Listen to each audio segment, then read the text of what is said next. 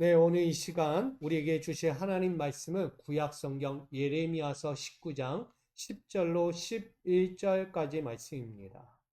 구약성경 예레미야서 19장 10절로 11절까지 말씀을 우리 합독하여 함께 받들어 봉독하겠습니다. 시작.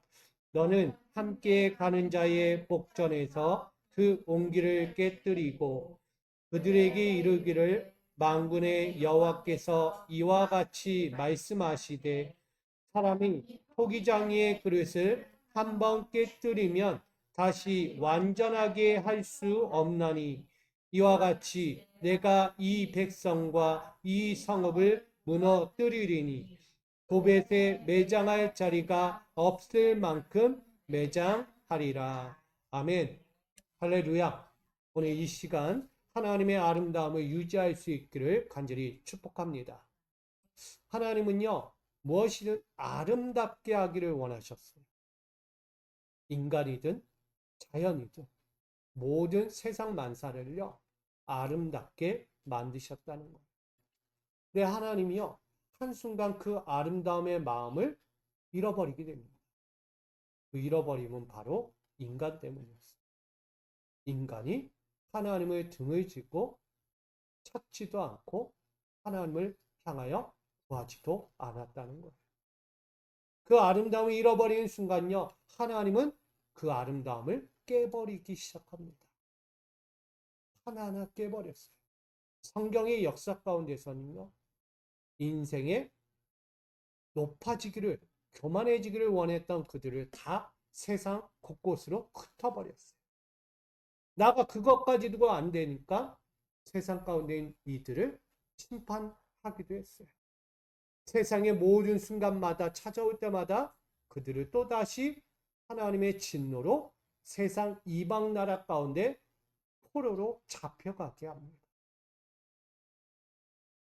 늘 순간순간이 하나님의 약속의 자리, 그 아름다움의 자리에서 떠나서 살아갈 때마다 하나님은 그 인간들을 어렵게 만들었다는 거예요.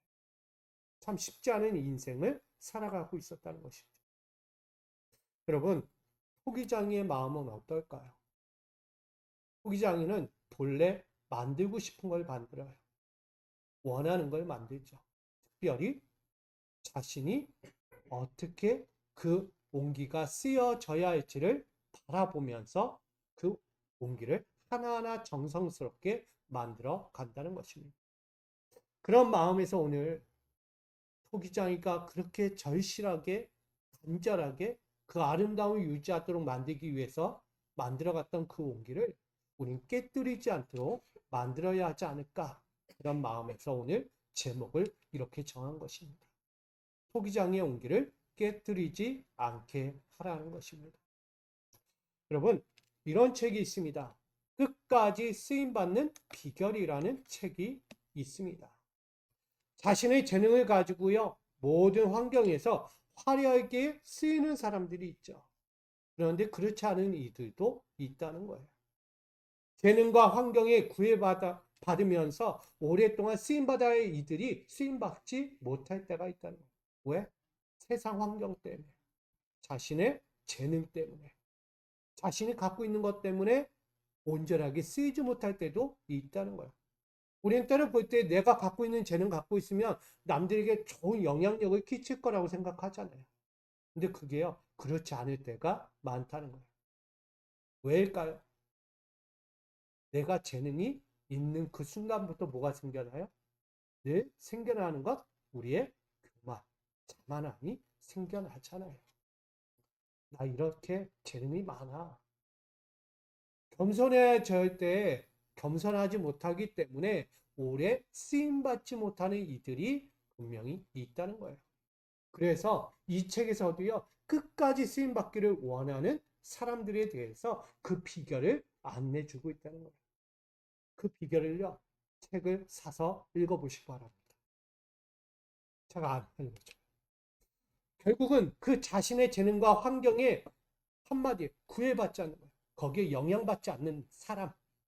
그리고 그 가운데서 열심과 최선을 다하는 사람이 오래도록 쓰임 받게 된다는 것을 함축하여 전하게 됩니다. 그런 의미에서 우리 미소가족 여러분들은 오래도록 나는 쓰임받을 수 있는 사람인가? 라는 질문을 던지게 됩니다. 요즘 칼바람이라는 게 불죠. 칼바람이 뭐예요? 구조조정, 정리해고라는 거예요. 2024년 올해 기술 전문가가 이렇게 그 해고가 얼마나 이루어졌는가, 지금 직장에서 얼마나 직장인들이 정리해고가 됐는지를 조사를 했다는 거예요. 봤더니 지난해 대비 몇 프로일까요? 어마어마한 60%가 정리해고가 됐다. 그게 지난달 9월에 조사된 내용입니다. 요즘은 첨단 인공지능 AI 많이 생겨났잖아요. 그 영향인지 몰라도 기술, 산업기술이 발전함에 따라서 인력이 점점 감소해지는 역효과가 일어났다는 거죠. 그래서 인사 전문가들의 부재들이 생겨나게 됐고요. 나아가 경제적인 불확실까지도 생겨났다라고 말합니다. AI, 인공지능이 모든 일을 대신하면 편해지고 뭔가 산업적으로 더 발전할 것 같은데 전혀 그렇지 않다는 거예요. 오히려 역효과가 나고 있다는 거예요. 그래서 이 조사에 따르면 구조조정, 정리해고가 된 이들 모두가 누구였느냐 봤더니 다 정규직이었다. 정규직이래요. 충격일 수가 없어요. 이거는 충격적이죠. 그만큼 산업이 발전하면서 인적 자원의 결함이 생겨난 거예요. 결국은 경제적으로 피드백 받고 산업화의 경쟁력을 갖추기 위한 자기 개발이 얼마나 중요시되고 있는지를 더욱더 이야기하고 있는 것입니다. AI는 누가 얘기해 주지 않아요. 결국은 우리가 인간이 프로그램을 넣어야만 가능한 거예요. 근데 이거에 대한 피드백이 없어요. AI는. 오로지 사람이 적용을 해줘야 되는 거예요. 결국 우리는 인적 자원의 성장을 반드시 지금부터 이루어 가야 한다는 것을 보여줍니다. 왜 제가 구조조정, 정리해고라는 이 이야기를 했겠습니까? 나는 쓰임받고 있는가? 내가 준비되지 못하고 내가 갖추지 못하면 아무리 정규직이면 뭐합니까? 도태된 인생은요, 잘리는 거예요. 죄송합니다. 잘리는 거예요. 해고되는 거예요. 어디에서도 쓰임받지 못할 만큼 버림받을 수밖에 없다는 것을 보여줍니다. 요즘은 이런 게 있어요. 요즘 면접을 본대요. 요즘 직장들 새롭게 들어가면 면접을 볼 거예요. 예전에 면접은 누가 봤죠? 고위직들이 면접을 진행했습니다. 그래서 일명 꼰대 면접관이라고 이야기해요. 근데 요즘은 어떤 면접관이냐? MZ세대 면접관이 등장했다고 합니다. 최근 국내 채용 과정에서 눈에 띄는 한 부분이 젊은 면접관의 등장이라는 거예요. 이전에는 10년차 이상의 간부급 진급 직원들이 면접관으로 참여해서 그 면접을 봤는데 요즘은 3년에서 5년 차의 MZ세대의 면접관들이 그 면접을 한다는 거예요. 그러니까 여기에도 이제 젊은 세대들이 직장을 옮기려고 한다 그러면 분명히 기억하셔야 될 게 요즘은 내 또래의 면접관들이 앉아서 나를 면접 보는 거야. 이렇게 보시면 되는 거예요. 그래서 3년차에서 5년차 되는 MZ 실무자들이 면접을 진행한다는 거예요. 왜일까요? 왜? 그것은요, 지금 또래 세대의 시각에서 그 업계에 대한 이해와 열정을 지닌 자를 찾는다는 거예요. 그러니까 동료가 누군가가 왔을 때 같은 생각, 같은 마음을 가지고 같은 방향성을 가지고 나아가야 일 업무적으로 편해진다는 거예요. 그리고 능률도 올라가고 결국은 업계의 사장, 회장이 CEO는 너무나 편안해지는 거죠. 결국 함께 일하고 싶은 동료를 선발하겠다는 취지의 면접이 바로 MZ세대의 면접관들의 등장이라고 말합니다. 특별히 기존에 갖고 있던 잘못된 판단과 오류를 미연에 방지하면서요.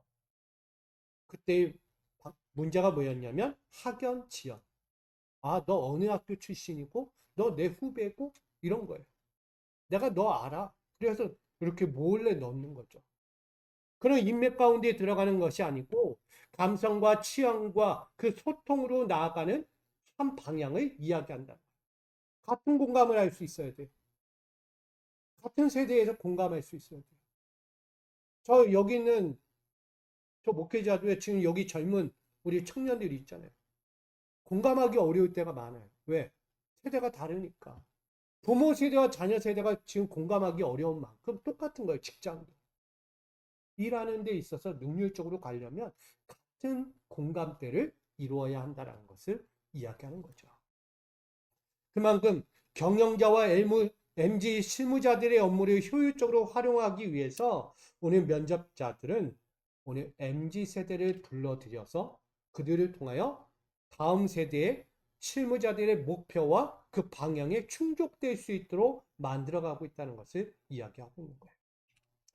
어떻게 보면 그 MZ 세대 면접관들 앞에서 다시 한번 새롭게 시작해야 할 MZ 세대들이 어떻게 해야 될까?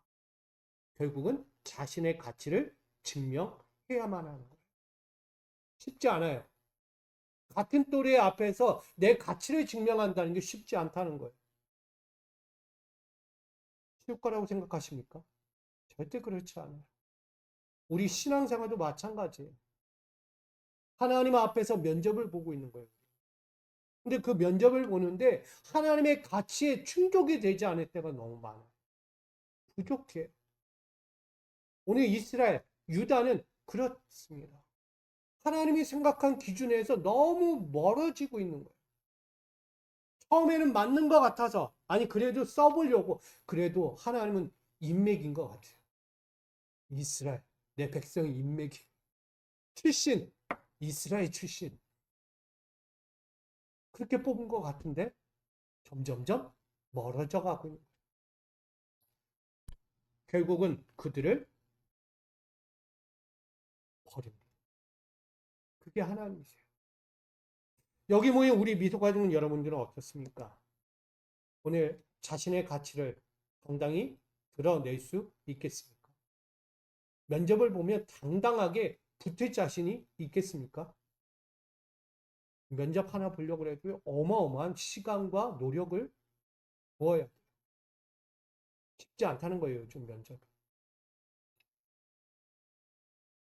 오늘 특별히 우리는 하나님 나라의 영원한 사업을 감당하기 위해 있어요. 하나님의 사업을 위해 여기 서 있다는 거예요.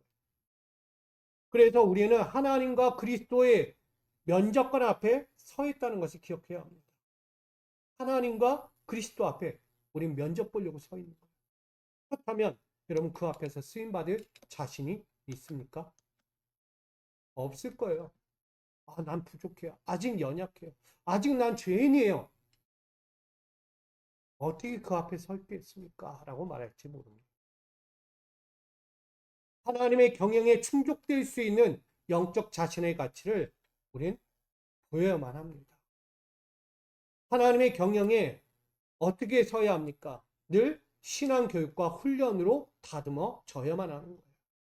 그래야 그 앞에 당당히 설 수 있어요. 소통의 신앙으로 증명할 수 있어야 합니다. 하나님과 나는 떨어질 수가 없어. 우리는 뭐 텔레파시라고 이야기하듯이 하나님 뭘 생각하는지 내가 다 알고 있어.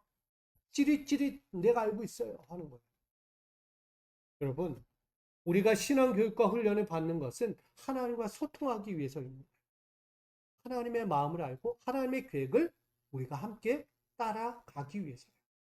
근데 그 소통이 없으면 결코 그 자리에 설 수 없는 거예요. 쓰임받을 수 없다는 걸 말하게 됩니다. 그러기에 우리는 다시 한번 그 어떤 부르심 앞에서도 함께 사역하고 싶은 우리 믿음의 종이 되어야 할 줄 믿습니다. 하나님의 경영과 신앙생활을 항상 효율적인 삶으로 살아가야만 하는 거예요. 그러기에 우리 일회성에 그치는 신앙생활이 되지 마시고요. 영원성에 머무를 수 있는 신앙생활로 다시 걸어가야 될 줄 믿습니다. 그런데 오늘 이 말씀을 우리가 함께 보고자 하는 거야. 예레미야 19장 오늘 말씀에 뭐라고요? 깨져버린 옹기에 대해서 비유적인 말씀이 등장합니다. 하나님의 경영에 쓰임받기 위해 택함 받아왔던 유다가 신앙 교육과 훈련에서 탈영해버렸어요. 도망가 버렸어요. 힘들어요. 나 받기 싫어요. 하나님 말씀 듣고만 가려고 하니까 내 인생이 참 비참해지는 것 같아요. 뭔가 얻을 것도 없고 잡을 듯 하지만 잡지 못하는 게 너무 많은 것 같고 내 인생에는 이거 하나 가지고는 안 돼요. 10가지가 너무 많은데 수만 가지가 있는데 내가 그거 어떻게 하나님 한 분 가지고 다 얻을 수 있겠습니까? 눈을 돌려서 누구를 봐요? 우상을 보기 시작한 거죠. 결국 하나님께 선택받았던 이들이 하나님의 신앙교육과 훈련에서 탈영하면서 세상 앞으로 나가게 돼요. 그리고 하나님과 소통의 신앙을 끊어버리게 됩니다. 하나님에게 있어서 더 이상 함께하고 싶지 않은 유다가 되어 버렸다는 것입니다. 하나님의 구원 목표, 그 충족될 수 없는 이들이 된 거예요. 나는 하나님은 그래도 마음 갖고 그들이 내 마음에 흡족하게 이루어줄 거야. 맡겼으니까. 맡긴 사람의 마음을 알잖아요. 근데 그 마음에 부족해진 거예요. 더 이상 그 충족될 수 없는 이들. 하나님의 이해와 열정을 지니지 않은 유대인들. 그들에게 하나가 사라지게 됩니다. 그게 바로 하나님의 배려가 사라지게 돼요. 지금까지 하나님이 그들에게 한 가지 한 가지를 배려해 줬어요. 근데 그들이 그 배려마저도 버려버렸어요. 거부해버렸어요. 그리고 유다의 지도자들과 그 백성들에게 하나가 임합니다. 바로 재앙이 임하는 사건이 발생하게 되는 것이죠.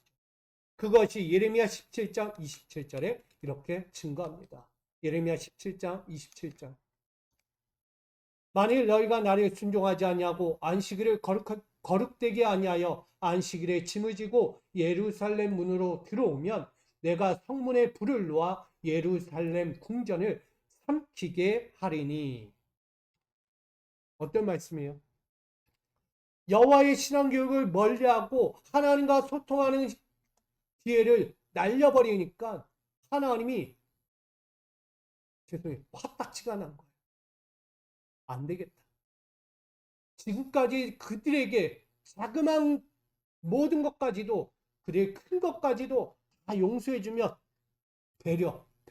배려해줬는데 완전히 돌아섰구나. 그래서 재앙을 내리겠다. 뭘로? 불로. 그들의 안전하다고 그들의 부와 권세가 있는 곳 예루살렘을 불태워 버리겠다라고 말합니다. 유다의 신앙과 일상에요. 하나님의 최대의 배려가 사라져버리는 순간 그들에겐 하나님의 진노, 하나님의 불의 심판이 임하게 됩니다. 이들이 지고 있는 짐이 뭘까요, 여러분? 짐. 여기는 안식일이라는 짐을 졌어요. 안식일. 이 짐은요, 쉽게 얘기하면 죄입니다. 욕망입니다. 사람들은요, 자기 욕망이라는 짐을 지고요, 늘 하나님 앞에 나와 뭐 했어요? 예배를 드렸다는 거예요. 내 목적을 가지고 하나님께 나와서 예배 드렸어요. 이거 해야 돼요. 저것도 해야 돼요. 아니, 이거 진짜 해줘야 돼요, 하나님. 하나님 앞에서 하나님께 나의 모든 걸 드리는 것이 없고, 우리요, 하나님에게서 뭔가를 또 빼가려고 하는 욕망만 가득했던 죄인의 모습들. 그 죄의 짐을 지고 예루살렘 문을 열고 들어와서 하나님께 수백 번 예배를 드려요. 늘 예배를 드려요. 근데 하나님 받으실까요? 괜히 드린 예배 받지 않으세요. 결코 예배는 그 예배가 될 수 없는 거예요.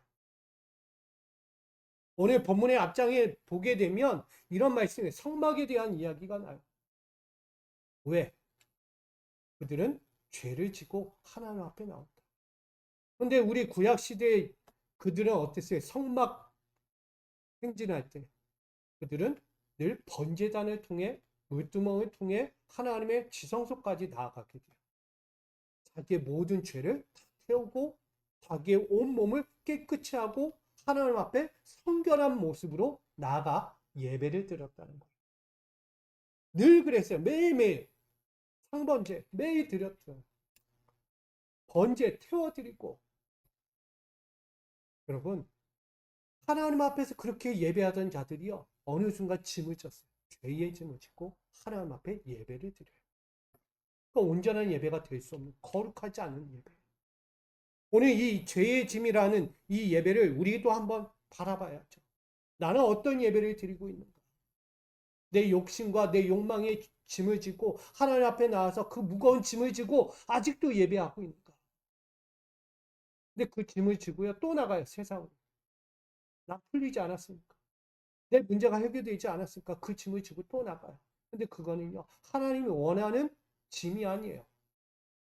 이곳으로 들어올 때는 자기 인생의 짐을 지고 왔지만 이곳에서 나갈 때는 어떤 짐을 져야 할까요? 여러분이 져야 할 짐은 뭐예요? 원의 짐을 져야죠. 원의 짐. 예수님께서 십자가의 짐을 지고 십자가에 달려 죽으셨는데 아직도 내가 그 십자가에 달려 있는 짐을 지고 내가 살고 있는 건 아닐까? 다 버려야 돼. 버려야 돼. 예수님은요, 그 모든 짐을 대신 짊어지고 십자가에 달렸어요. 그리고 다시 그 죽음 가운데서 부활하셨잖아요. 근데 그 예수님께서 짐을 지고 다시 부활하셨나요? 인생이 갖고 있는 짐을 지고 다시 부활하셨나요? 아니에요. 그들에게 평강을 주기 위함인가? 그걸 기억하십시오. 오늘 이들에게도 분명한 겁니다. 이들이 예루살렘이라는 그 부와 권세, 명예, 자신들이 호화로운 생활을 갖고 있는 그 짐을 버려버리게 하시고 싶어요. 그래서 오늘 그 예루살렘 성문을 완전히 불태워버리겠다. 재앙을 주겠다라고 말씀하신 거예요. 이처럼 재앙이 임하는 사건이야말로 하나예요. 18장의 이야기는 토기장의 비유가 나옵니다. 유다라는 이 온기가 깨지는 사건을 말씀하고 있는 거예요. 온기가 무엇이죠? 진흙으로 만드는 작은 단지나 병을 의미합니다. 본래 토기장이가 진흙으로 빚어서 만들 만큼 목적이 담긴 온기였다는 거죠. 온기 하나 만들 때 아무 의미 없이 만들지 않아요. 토기장이가. 뭐라도 어떤 목적에서든 어디에서든 귀 쓰이게끔 만드는 토기장의 마음을 담고 있는 거예요. 그게 바로 유다였다는 것을 오늘 이 토기장의 비유를 통해 말씀하고 있는 것입니다. 그런데 토기장의 목적에 걸맞는 구실을 전혀 못하는 순간 깨질 수밖에 없는 온기가 된 것입니다. 왜 깨질 수밖에 없는 온기가 됩니까? 깨지지 말아야 하는데. 그리고 왜 이 온기를 깨뜨리실까요? 이 토기장의 권한을 이야기해요. 온기를 깨뜨릴 수 있는 이 토기장의 권한. 그것이 로마서 9장 21절에 이렇게 증거합니다. 같이 읽겠습니다. 시작. 토기장이가 진흙 한 덩이로 하나는 귀 쓸 그릇을 하나는 천이 쓸 그릇을 만들 권한이 없느냐. 토기장은요, 권한이 있어요. 깰 수도 있고 부술 수도 있고 다시 만들 수도 있어요. 왜? 자신이 바라는 대로 쓰여져야 하는 거예요. 토기장이가 귀한 그릇으로 만들었으면 귀하게 쓰여야 되고요. 천하게 쓰여질 거면 천하게도 쓰여져야 하는 거예요. 근데 귀하고 천한 것은 구분이 없습니다. 그릇은 그릇일 뿐이에요. 맞죠?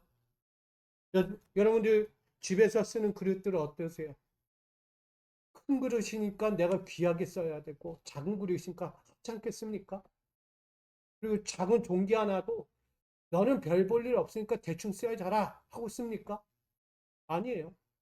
간장 종기가 됐든 고추장 종기가 됐든 그걸 쓰고 나면 똑같이 설거지도 어떻게 해요? 팍팍 닦을 거예요. 왜? 또 써야 되니까. 결국은 똑같다는 거예요. 귀하게 쓰이든 천하게 쓰이든 그 종기들은 평등하다는 거예요. 평등하다. 너는 귀하니까, 너는 천하니까? 아니에요. 설거지하면서 느낄 거예요. 저도 설거지 많이 하지만 설거지할 때 큰 거든 작은 거든 귀한 거든 귀하지 않든 관심이 없어요. 다 똑같이 깨끗하게 합니다. 설거지의 모습이 그래요. 하나님의 모습도 마찬가지예요. 권한이에요. 유다를 내가 징벌하고 그들을 깨뜨리는 건 내 권한이다. 내 권한. 왜? 다시 새롭게 하기 위해서. 토기장의 목적을 레위기 11장 33절을 이렇게 증거합니다. 같이 있습니다. 그것 중 어떤 것이 어느 질그릇에 떨어지면 그 속에 있는 것이 다 부정하여 지나니 너는 그 그릇을 깨뜨리라 라고 말합니다. 토기장이가 왜 깨뜨려야만 합니까? 결국 부정하기 때문이에요. 뭔가가. 그 그릇 자체가 부정하기 때문이에요. 우리로 이야기하면 그릇이 하나가 이빨이 나갔다고 이야기해요. 깨져버렸다. 흠집이 났다. 더 이상 쓸 수 없다는 거예요. 부정해진 그 그릇을 어찌 계속 끌어안고 갈 수 있겠습니까? 그러니 이 토기장이가 그렇게 심혈을 기울여 만들었던 그렇게 품었던 옹기 유다가 흠집이 나 있는 거예요. 부정해졌기 때문에. 그러니 그 부정한 이들을 깨뜨려야만 했다는 것입니다. 여러분, 우리 신앙을 봐야 돼요. 토기장이가 흠집 없는 아름다운 동기, 그릇으로 만들었는데 왜 우리는 스스로 깨지려고 하는가? 하나님은 귀하게 쓸 그릇, 천하게 쓸 그릇을 구분하여 만드셨어요. 그거 앞에서 우리는 차별한다라고 얘기하지 마세요. 하나님 차별하신 분이 아니에요. 때로는 귀하게도, 때로는 천하게도 상황에 따라 쓰신 거지 꼭 그렇게 만든 것이 아니다는 거예요. 그런데 우리가 그 그릇 가운데서 스스로가 흠이 되어버렸어요. 부정이 되어버렸어요. 결국 토기장이의 마음은 어떨까요? 토기장이는요, 미련도 없어요. 아쉬움도 없어요. 과감하게 깨버립니다. 망치를 두고 그냥 깨버리는 거예요. 마음에 안 드니까. 아깝다고 여기지 않아요. 토기장이니까. 내가 만든 도기가 별로네? 그냥 깨버려. 던져버려요. 아무 의미가 없는 거예요. 근데 정성껏 만들 마음으로 만든 만큼 제대로 나오면 잘 구워지면 와 이건 진짜 쓰여질 만하다. 저기에 쓰여지면 좋고 이곳에 쓰여지면 좋겠다라고 생각할 거예요. 결국 유다에게도 새삼스러운 일은 아닐 거라고 생각합니다. 지금 유다는 어떤 상태? 깨뜨려도 할 말이 없는 상태다. 너무나 부정하기 때문에. 하나님 앞에서 흠집이 너무나 나 있는 상태이기 때문입니다. 그래서 오늘 본문에 이야기했던 예레미야 19장 10절에 이야기하듯 함께 가는 목전에서 그 온기를 깨뜨리고 누구의 목전일까요? 누구? 함께 가는 자. 누구를 이야기할까요? 예루살렘에 거하는 모든 이들, 지도자와 백성들 앞에서 예레미야가 그 온기를 갖다가 깨뜨려 버려라. 여러분, 이 온기가 깨지는 순간이 끝나는 거예요. 하나님의 마지막 비애마저, 아까 이야기했던 배려마저 끝나고 없다는 것을 말씀하는 것입니다. 그렇다면 왜 유다라는 온기가 깨지는 사건을 마주해야만 할까? 우리는 더 깊이 들어가야만 할 줄 믿습니다. 그것을 예레미야 19장 4절과 5절에 이렇게 증거합니다. 같이 있습니다. 여호와를 버리고 불결하게 하며 다른 신들을 분양하고 무죄한 자의 피를 채웠으며 바알의 산당을 건축하고 자녀들을 바알에게 번제로 드렸나니 이는 내가 명령하거나 말하거나 뜻한 바가 아니니라. 아멘. 제가 짧게 말씀을 줄여놨습니다. 그들이 어떤 행위를 했다? 여호와를 버리고 불결하게 행했다. 그리고 나아가 다른 신에게 분양하고 그 무죄한 자들의 피를 흘려버렸다라고 이야기해요. 근데 이게 하나님이 명령한 것도 아니고 가르친 것도 아니고 아무것도 없었다. 그들 스스로가 한 거다라고 이야기해요. 우리가 알고 있듯이 가나안 이방 신앙의 악습들은 유다에게서 금기 사항이었어요. 이방 땅에 있는 이방 신들이 행하는 일들은 결코 해서는 안 됐던 유다였어요. 근데 가나안 땅에서 그들이 뭐했다? 이방 신들의 하던 행위들을 그대로 따라하고 있는 거예요. 그가 앞전에 이야기했던 금강석과 철필로 쓸 만큼 죄가 지워지지 않을 만큼 너무나 악행을 저질렀던 거예요. 그게 뭐죠? 자기의 아들들을 몰렉 신에게 바친 거예요. 불태워드렸어요. 그것도 살아있는 아들들을. 감히 상상할 수 없는 거예요. 모르겠어요. 지금 이 시대에도 우리가 알지 못하는 미지의 땅에서는 그런 일이 일어날 수도 있어요. 제가 어저께 잠깐 말씀을 준비하다가 폴더에서 하나를 찾았어요. 미션이라. 미지의 땅에 가서 선교를 하는 선교사들의 이야기를 제가 오랜만에 잠깐 설교 준비하다가 딱 보여서 영화를 잠깐 단 1분 봤어요. 1분을 보면서도 느낀 게 뭐냐. 야, 미지의 땅에 갔는데 그냥 다 죽는 거야. 그냥 다 죽는 거야. 성경 하나 들이밀다가 죽는 거야. 말 한마디 했다가 죽는 거야. 복음 하나 전하지 못하고 그 땅에서 죽어가는 이들의 모습을 하나하나 보는 거야. 이유도 영문도 모르는 채 죽어가요. 근데 선교사들은 순교한 거죠. 그래도 그 땅에 복음을 전하기 위해. 훗날에 그들이 성경을 보고 그 신앙을 접하게 돼요. 구원받는 자들. 그 지역이 하나님을 섬기는 지역으로 바뀌게 돼요. 여러분, 깨지는 자리가 너무 많아요. 복음이 들어가려고 해도 복음이 들어가지 않는 이들이 있는 거예요. 결국 유다는요, 깨지는 옹기와 같은 거예요.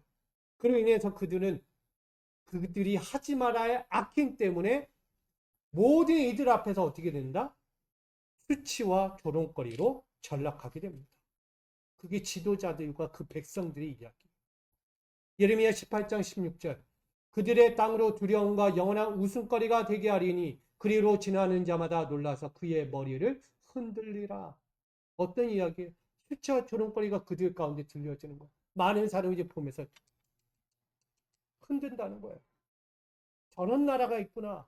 그런 나라가 이스라엘, 유다래, 하나님을 섬기는 나라래. 이런 이야기가 들려오는 거죠. 결국은 이 모습은요, 하나님이 모욕당하는 거예요. 누구 때문에? 유다 때문에. 하나님의 이름을 망령되이 일컫지 말고 하나님의 이름은 존귀한 이름인데 스스로가 저 유다를 진노하면서 조롱받는 거예요. 수치와 조롱거리로 전락하는 거예요. 누가? 하나님이. 그걸 감리하신 거예요. 예수님도 어떻게 보면 십자가에 달리는 사건도 마찬가지입니다. 남들 앞에서 그 권위와 하늘의 영광을 다 버린 것. 세상 앞에 수치와 조롱거리가 스스로 되겠다는 거예요. 누가 그 자리 가고 싶겠어요? 어느 누구도 가기 싫어하는 거예요. 근데 하나님의 아들 예수 그리스도가 그 자리에 선 거예요. 누구를 위해? 깨닫지 못하고 알지 못하고 돌아오지 못하는 이들을 위해. 그런 이들을 위해 유다가 그렇게 되고 있는 거예요.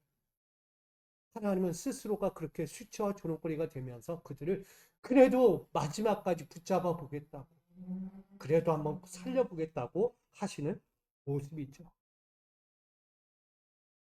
여러분, 유다는 본래 온 세상 앞에서 영적 가치의 구원 목표들을 충족해야 하는 인생들이었어요.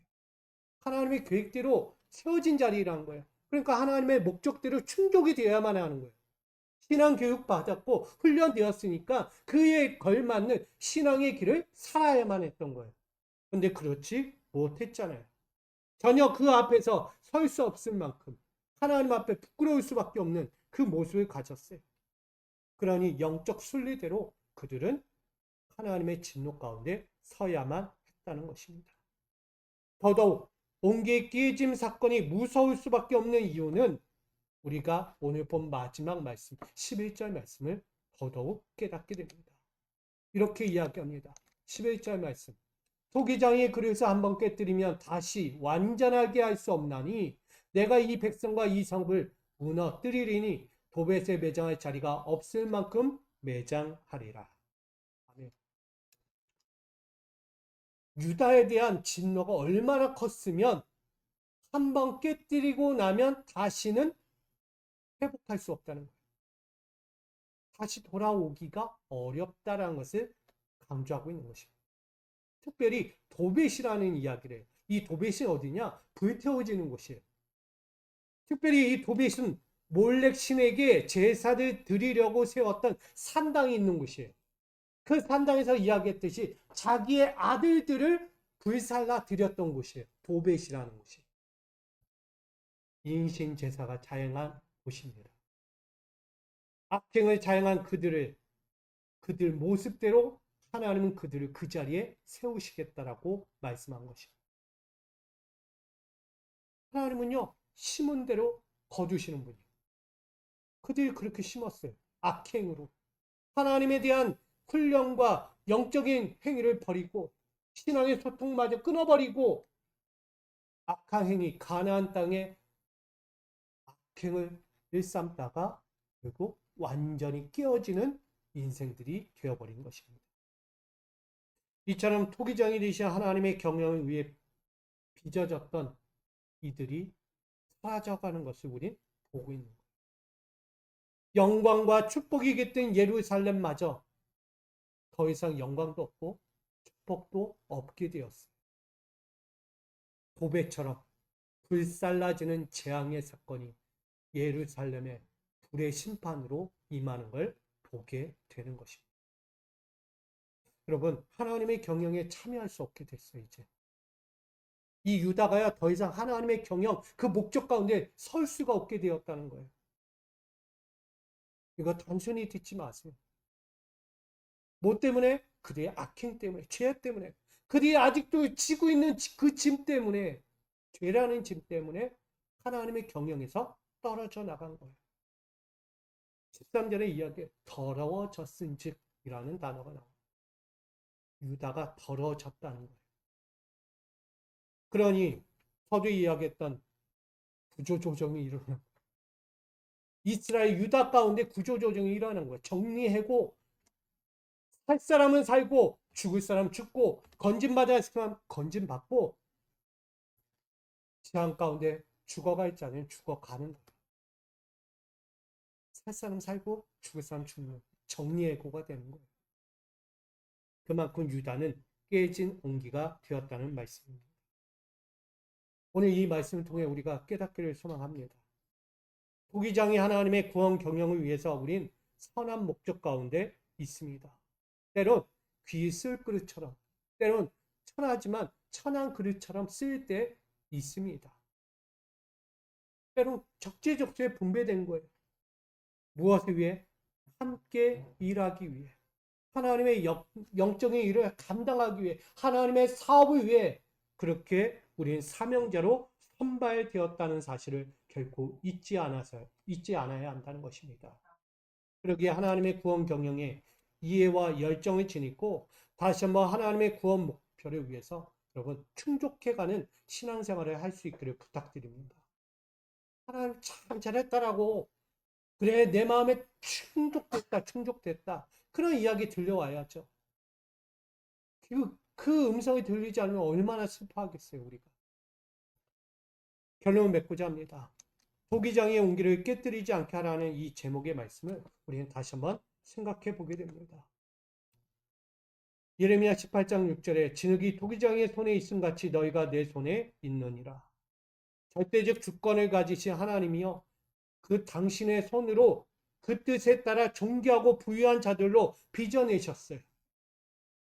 무엇을 위해? 오늘 18절 말씀 이렇게 합니다. 유익하게 하리라. 하나님 토기장이는 그 토기 하나를 만들면서 누구에게든 뭐 하기 위해서? 유익하게 하기 위해서 그렇게 만들었다는 것을 이야기하죠. 근데 그 하나님의 구원 경영 가운데 있는 유다가 그러지 못했다는 거예요. 유익이 없어요, 유익. 그러나 오늘 저와 여러분들은 달라야죠. 하나님의 구원 경영을 위해서요, 여러분 마음과 뜻과 소원은 하나님의 마음 가운데 소통이 되어야 돼요. 그게 하나님 뜻이니까. 여러분이 지금 갖고 있는 마음이 있고요, 여러분 갖고 있는 그 뜻들이요, 하나님이 주신 거예요. 왜? 똑같으니까. 소통하고 있으니까. 그렇게 훈련받고 교육받았으니까. 그러니 하나님의 영원한 영적 자산을 우린 갖고 있는 거예요. 지금. 배웠으니까. 무엇을 위해 배운 거예요? 유익하기 위해. 구원을 위해 유익하기 위해서. 그러기에 오늘 모든 신앙의 면에서요, 악한 길과 행위에서 돌이켜야만 합니다. 하나님의 말씀에 더욱더 경청하고 항상 진실하고 항상 거룩하며 하나님이 빚으신 그 모습 그대로 그 구원 계획대로 아름답고 유익한 하나님의 경영을 만들어갈 수 있는 그렇게 준비되어진 우리 모든 성도님들이 될 수 있기를 간절히 축복합니다. 그 온기는요, 유다라는 온기였어요. 근데 이름을 바꿔야 돼요, 이제. 강예수라는 온기. 여기 있는 여러분 성도 자기의 이름을 넣어서 나라는 온기를 다시 한번 깨뜨리지 않도록 다시 서야 하는 거예요. 유다는 깨져가지만 오늘 이 자리에 있는 저와 여러분은 깨지지 말아야 돼요. 어떻게 해요? 항상 하나님이 주신 그 신앙의 훈련과 교육 가운데 서고요. 내가 하나님과 소통하시고요. 내가 있는 이 자리에서 세상 짐을 지고 하나님께 나와 예배하는 것이 아니라 그 모든 짐을 이 시간 다 떨쳐버리고 말씀의 짐을 지고 살아가시기를 부탁드립니다. 말씀은 곧 나에게 길이요 진리요 생명입니다. 할렐루야. 그 말씀의 짐을 지고 살아가면 여러분 세상 앞에서 승리하게 되는 것입니다. 그런 사람들이 서야 돼요. 그게 바로 온기입니다. 그런 온기는요, 하나님이 늘 쓰고 싶어 하세요. MZ세대들이 면접 보면서 야, 이 청년, 나랑 똑같은 나이대에 있는 이 청년 함께 일하고 싶다. 그런 마음이 들 정도로 하나님 면접 앞에서, 예수님의 면접 앞에서 그래, 나 너랑 일하고 싶어, 너랑. 난 너랑 일하고 싶어, 앞으로. 이런 마음이 들려와야 돼요. 할렐루야. 다른 누구도 아니에요. 지금 이 자리에 있는 여러분들을 통해서 그래, 너와 함께하고 싶다. 우리 사랑하는 자와 함께하고 싶다라는 이 메시지로서 앞으로도 구원 목표를 하나님의 그 토기장의 그 마음을 우리가 헤아리면서 이 신앙의 길을 더욱더 의미 있고 유익하게 가장 복되게 이루어갈 수 있는 저와 여러분 되기를 주님의 이름으로 간절히 축원드립니다. 쓰임 받읍시다. 아멘. 그래서 이렇게 한번 인사하고 마치겠습니다. 하나님의 온기 강일수를 깨뜨리지 맙시다. 아멘. 자기 온기 엄청 소중해요. 내 거. 여러분은 온기예요. 온기. 하나님이 잘 빚어놓은 아주 최상품으로. 근데 그거 깨뜨리지 말라는 거예요. 구멍도 내지 말고 이빨도 내지 마세요. 잘 사용하게. 누구에게든 유익하게 줄 수 있도록 이렇게 다시 한번 만들어가기를 축복합니다. 사랑합니다. 주님. 우리 하나님께서 그렇게 토기장이가 되셔서 이 땅 가운데 아름답고 유익하게 쓰임받기 위해 그렇게 온 정성 담아 만든 온기들, 사랑하는 미소가족 성도들이 여기 있습니다. 이 온기들을 앞으로도 아름다운 주의 열매로 쓰임받게 하여 주시고 세상 앞에서 유익한 열매들로 쓰임받을 수 있도록 이 토기들을 정말 온기들을 아름답고 복된 영원한 자리에 세워 주시옵소서. 깨뜨리지 않을 만큼 하나님의 신앙교육과 그 영적인 소통 가운데 늘 거할 수 있기를 간절히 소원하며 예수 그리스도의 이름으로 기도하옵나이다. 아멘.